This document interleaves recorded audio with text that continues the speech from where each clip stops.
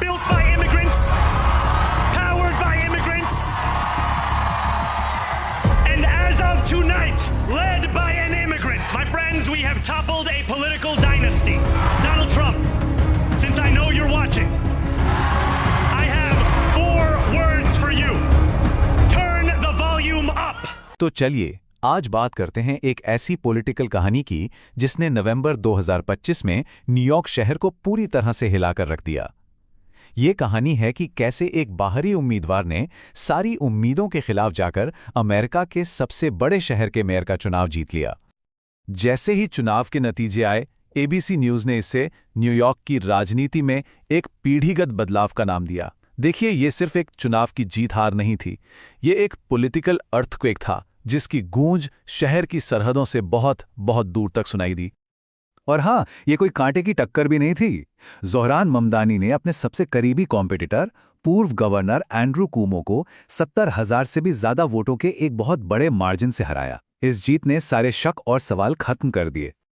तो असली सवाल तो यही है कि यह हुआ कैसे। एक 33 साल का डेमोक्रेटिक सोशलिस्ट जो अप्रवासियों का बेटा है, वो अमेरिका के सबसे बड़े और सबसे पावरफुल शहर का मेयर बना कैसे? चलिए इस पूरी पहेली के टुकड़ों को एक एक करके जोड़ते हैं। इस कहानी को ठीक से समझने के लिए सबसे पहले हमें उस इंसान को जानना होगा जो इस पूरे पॉलिटिकल भूकंप के सेंटर में था, ज़ोहरान ममदानी, जिनकी यात्रा कंपाला से शुरू हुई और न्यूयॉर्क के क्वींस तक पहुंची। ज़ोहरान ममदानी का सफर 1991 में युगांडा के कंपाला शहर से शुरू हुआ, जहां वो पैदा हुए थे। अमेरिका में कॉलेज की पढ़ाई के बाद उन्होंने न्यूयॉर्क में एक फोरक्लोजर प्रिवेंशन काउंसलर की नौकरी की।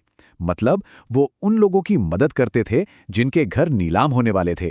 2020 में वो न्यूयॉर्क स्टेट असेंबली के लिए चुने गए और देखिए, सिर्फ 5 साल के अंदर वो शहर के मेयर बन गए।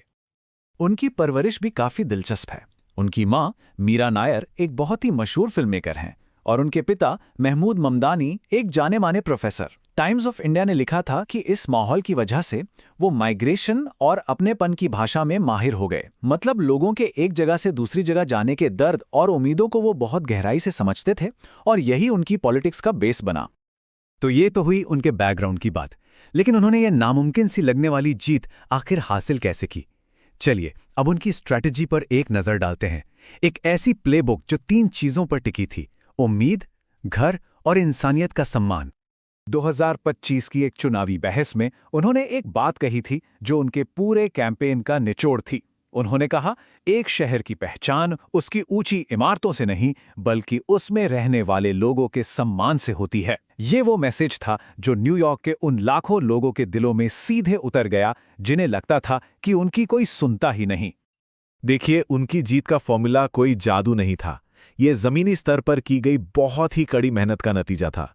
गली गली, घर घर जाकर लोगों से मिलना, अलग अलग भाषाओं में बात करके हर किसी तक पहुंचना, वोटर्स को समझने के लिए डेटा का स्मार्ट तरीके से इस्तेमाल करना और सबसे जरूरी, अप्रवासियों से लेकर मजदूरों तक सबका एक मजबूत गठबंधन बनाना। ये जीत सिर्फ एक चुनावी नतीजे से कहीं बढ़कर थी। ज़ोहरान ममदानी एक सिंबल बन गए और पूरी दुनिया के मीडिया ने इस जीत को अपने अपने नजरिए से देखा। और ये देखना बड़ा मजेदार है कि एक ही घटना को कितने अलग अलग तरीकों से पेश किया गया। अमेरिका के कंजर्वेटिव मीडिया ने उन्हें एक पुलिस विरोधी और बिजनेस विरोधी कट्टरपंथी बताया। वहीं मेनस्ट्रीम मीडिया ने उन्हें एक मशहूर फिल्म मेकर का समाजवादी बेटा कहकर एक अजूबे की तरह दिखाया। साउथ एशियन मीडिया के लिए ये पूरी इंडियन डायस्पोरा के लिए गर्व का पल था और इंटरनेशनल मीडिया ने इसे मुस्लिम पॉलिटिकल विजिबिलिटी का एक नया चैप्टर कहा। अपनी जीत के बाद स्पीच में उन्होंने एक ऐसा वादा किया जो न्यूयॉर्क की आत्मा से जुड़ा था। उन्होंने कहा, अब सिटी हॉल में भी वैसी ही आवाजें सुनाई देंगी जैसी सबवे में सुनाई देती हैं। मतलब शहर की सरकार अब शहर के आम लोगों की तरह ही डाइवर्स और रंग बिरंगी होगी। जीत का जश्न तो ठीक है, लेकिन एक इतने बड़े और कॉम्प्लेक्स शहर को चलाना वो एक बिल्कुल अलग हकीकत है। तो अब इस सिंबोलिज्म से आगे बढ़कर ममदानी एडमिनिस्ट्रेशन के सामने असली और बड़ी चुनौतियां खड़ी हैं। और उनके सामने जो चुनौतियां हैं वो कोई छोटी मोटी नहीं है। शहर में रहने के लिए घरों की भारी कमी है। क्लाइमेट चेंज की वजह से शहर का इंफ्रास्ट्रक्चर खतरे में है। पावरफुल रियल एस्टेट लॉबी का विरोध है और शहर का बजट भी तंग है। ऊपर से पुलिस रिफॉर्म पर भी सबकी कड़ी नजर रहेगी। पर शायद सबसे बड़ी चुनौती यह है कि एक आंदोलन को एक असलदार सरकार में कैसे बदला जाए। और आखिर में भले ही उनकी पहचान और धर्म पर कितनी भी बात हो, उनकी जीत की असली वजह लोगों की रोजमर्रा की परेशानियां थीं। जैसा कि एबीसी न्यूज़ ने कोलंबिया यूनिवर्सिटी के एक स्कॉलर को कोट किया, वो इसलिए नहीं जीते क्योंकि वो मुस्लिम हैं, वो इसलिए जीते क्योंकि उन्होंने न्यूयॉर्क के लोगों को यकीन दिलाया कि वो उनके घर का किराया समझते हैं। ये एक पावरफुल रिमाइंडर है कि ज़मीनी मुद्दे कितने मायने रखते हैं। अल जज़ीरा का ये कोट इस पूरी कहानी को शायद सबसे अच्छे से बताता है। ये चुनाव सिर्फ एक इंसान के बारे में नहीं था, बल्कि ये था एक ऐसे शहर के बारे में जो खुद को एक अलग नज़रिए से देखने की हिम्मत कर रहा था। ज़ुहरान ममदानी की ये जीत न्यूयॉर्क और दुनिया के दूसरे शहरों के लिए क्या मायने रखती है, ये तो खैर वक्त ही बताएगा। लेकिन एक बात तो तय है, न्यूयॉर्क की सियासत अब पहले जैसी कभी नहीं रहेगी।